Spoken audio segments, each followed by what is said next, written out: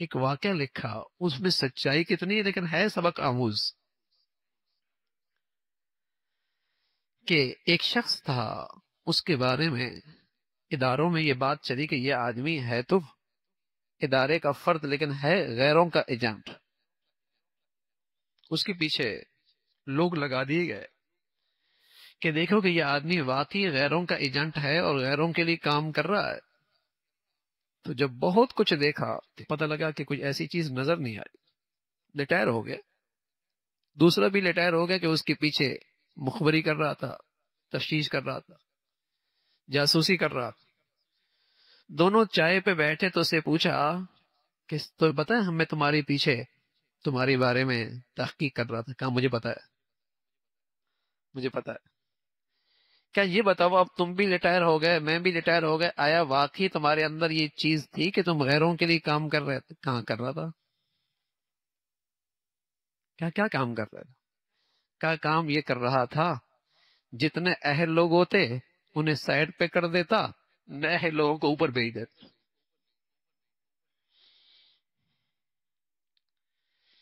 اہل لوگوں کو نہیں راستہ رکاوٹ بن جاتا اور جو نہ اہل ہوتے انہیں اوپر بھیج دیتا.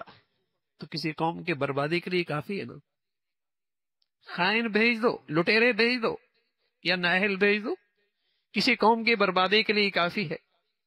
اور میرے عزیزو، اس وطن عزیز میں کس چیز کی کمی ہے؟ کیا کچھ اللہ نے اس ملک کو نہیں دی ہے، لیکن 70 سال میں بدقسمتی سے کسی کی توجہ یہ نہیں رہی کہ یہاں اس قوم میں دیانت بھی پیدا کر دے، اہلیت بھی پیدا کر دے. اس کام کو تو ہم نے کام سمجھا ہی نہیں نا. اگر آج اپنے قوم کا مستقبل دیکھنا چاہتے ہیں تو آج کے تعلیمی ادارے دیکھ لو، بتائیے وہاں اہلیت کتنی ہے، دیانت کتنی ہے، سچائی کتنی ہے، حیا کتنی ہے، ایمان کتنا ہے، غیرت کتنا ہے. تو پتہ چل جائے گا اس قوم کا کل کیا ہے. اس قوم کا کل کیا ہے. 60% 70% لڑکے نشہ کر رہے ہیں، آوارہ ہیں، عفت پاک دامنیہ کا جنازہ نکل چل رہا ہے، شرم و حیا ختم ہو گئی، اور پھر امید رکھیں کہ یہ قوم اپنے پاؤں پہ کھڑی ہو. جس چیز سے اہلیت پیدا ہوتی تھی، دیانت پیدا ہوتی تھی، ہم نے تو اس کا راستہ ہی بند کر دیا نا ان تعلیمی اداروں میں، کہ کہیں ایمان آنے نہ پائے، کہیں دین آنے نہ پائے، کہیں حیا آنے نہ پائے، کہیں یہاں غیرت آ ہی نہ جائے، کہیں اللہ کا نام یہاں کہیں آ ہی نہ جائے. ہم نے تو اس دیانت کا راستہ ہی روک دیا نا.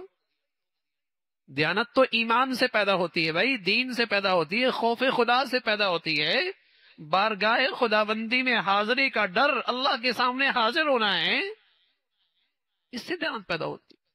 باقی قانون کی رسائی تو ایک حد تک ہے، قانون کی پہنچ بھی ایک حد تک ہے، لیکن دیانت، اللہ کا خوف، اللہ کا ڈر. تو قومی ذمہ داریاں ہوں یا انفرادی زندگی کی ذمہ داریاں ہوں، بتائیے آج ہر ایک کو رونا کیا ہے؟ لوگ کہتے ہیں ملازمتیں نہیں ہیں، لیکن سچی بات کیا ہے؟ جن کو افراد کی ضرورت ہے وہ کیا کہتے ہیں؟ اہلیت نہیں. لوگ کہتے ہیں ملازمتیں نہیں ہیں، لیکن جن کو ضرورت ہے وہ کیا کہتے ہیں؟ دیانت نہیں ہے، اہلیت نہیں. دیانت نہیں ہے، اہلیت نہیں. اگر یہ دو جوہر آج کسی کے پاس موجود ہو، مارکیٹ میں اس کے لیے جگہ بہت، مارکیٹ میں اس کے لیے جگہ بہت. اہلیت ہو، دیانت ہو، اس چیز کی صلاحیت ہو، اللہ کا ڈر ہو، خوف خدا ہو، یہ سارا حسن تو ہمارے دین کا حصہ تھا. کہ مسلمان تو ہوتا ہی دیندار تھا، دیانت دار ہوا کرتا تھا. اللہ کے نبی صلی اللہ علیہ وسلم فرمایا کرتے تھے آیت المنافق ثلاث، منافق کی 3 نشانیاں ہیں: اذا حدث کذب واذا وعد اخلف واذا اؤتمن خان. منافق ایسا ہوتا ہے بات کرے جھوٹ بولے، وعدہ کرے خلاف ورزی کرے، امانت رکھوائی جائے امانت دی جائے خیانت کر.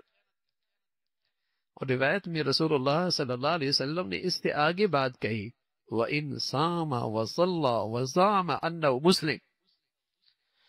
فرمایا اس کے کردار میں، اس کی سیرت میں، اس کے کریکٹر میں منافقین کی نفاق کی علامتیں ہیں، اگرچہ نماز پڑھے، اگرچہ روزہ رکھے اور اپنے آپ کو مسلمان سمجھے۔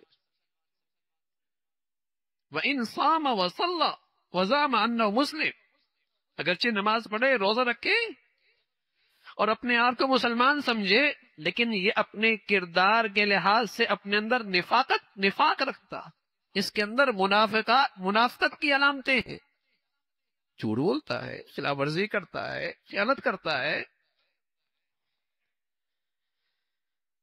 ذمہ داریاں سپرد کی جائیں، ذمہ داریوں پر کسی کو لے کے آ رہا ہے، خیانت کر رہا ہے، نہ اہلوں کو دے رہا ہے، خائنوں لوگوں کو دے رہا ہے، منافقت ہے، یہ تو منافقت ہے۔